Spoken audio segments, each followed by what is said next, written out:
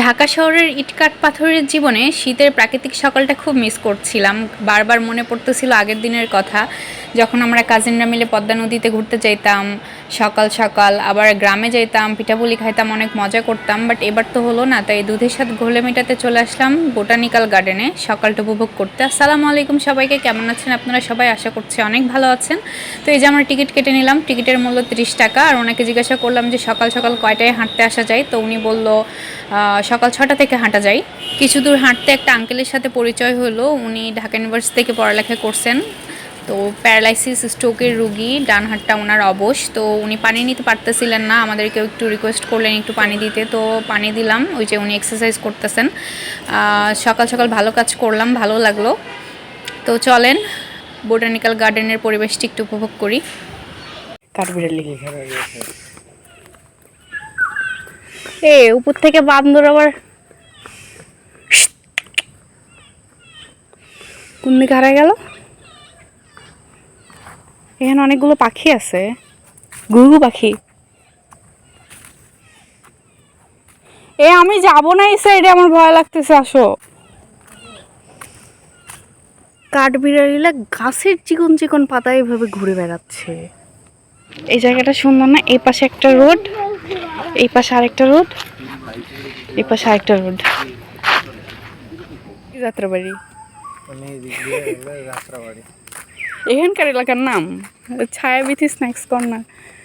এখানে বসে বসে স্ন্যাক্স খাবা। রকারি বাগান, মরু উদ্ভিদ জন্মানোর জন্য। মানে মরু উদ্ভিদ জন্মানোর জন্য যে বাগান, সেটাকে কি রকারি বাগান বলে? এগুলো মরু উদ্ভিদ টাইপের। হ্যাঁ, আনারস না, আনারস টাইপের, বাট আনারস না। কেমন না একটা জিনিস, আর গন্ধ দেখো কেমন,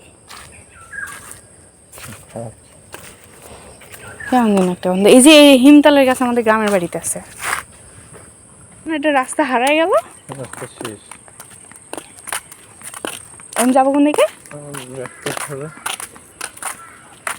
রাস্তা শেষ, রাস্তার দ্বার প্রান্তে না। এই যে এই সাইড দিয়ে যাওয়া যাবে, এই সাইড দিয়ে আসো, যেহেতু গেট করে রাখছে। ও মা, এই সাইড দিয়ে তো যাওয়া যাবে না, যে শুনশান রাস্তা।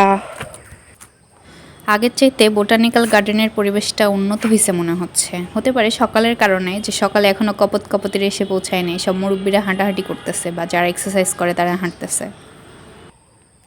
আসো আসো, জোরে আসো। পাখির ডাক দেখছো তুমি? ঢাকা শহরে পাখির ডাক তো আগে দেখতে পাইছো?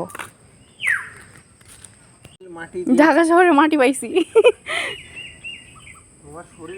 পাখির ডাকগুলো শোনো।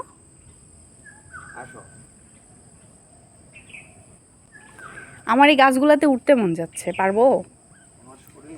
দেখি ফোন রেখে একটু ট্রাই করি। মনে মন করে দিতে হবে। ওরে কেঁচা,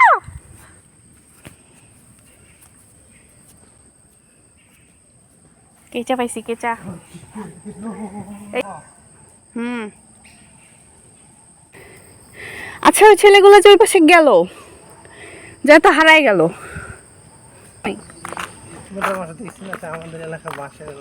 আমাদের এলাকা বাসেরও, কিন্তু এত বড় তো করতে দেয় না। হট, তুমি আমাকে একটা দেখাও তো এরকম মোটা বাস। এই যে এই মোটা বাসটা একটা দেখাও তো।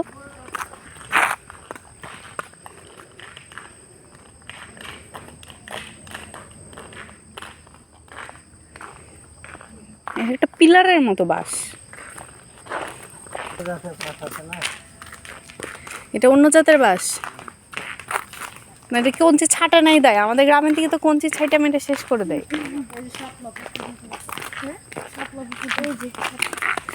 এই রাস্তাটা সেই ঢালু।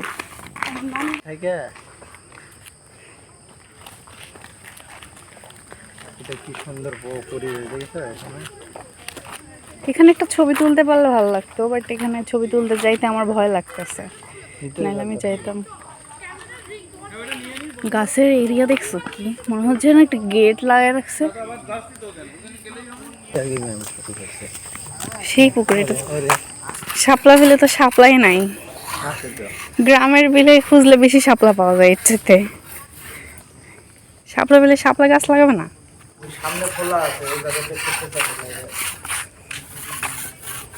ওই পাশে আছে পদ্ম পুকুর। ওই পাশের জায়গাগুলো ছায়া, ওই পাশে বসতে পারলে ভালো হতো। এরা রোদে দাঁড়ায় এক্সারসাইজ করতেছে, দেখছো কেন বিঘামে। এই ফুলটা দেখো, এটা আমাদের বাসায় আছে ওই ফুলটা না, কিন্তু ওই ফুলটার মতোই, কিন্তু ওই ফুল না।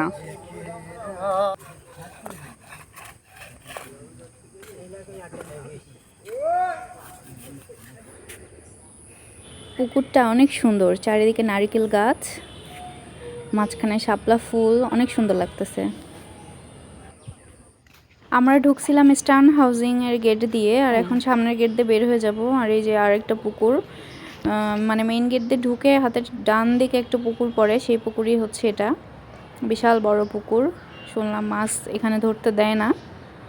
আর এই যে গাছগুছালি ভেঙে পড়ে আছে, তো এদিক দিয়ে আমরা বের হয়ে যাব, এটা মেইন গেট। সো আজকের মতো এই পর্যন্তই, আল্লাহ হাফেজ।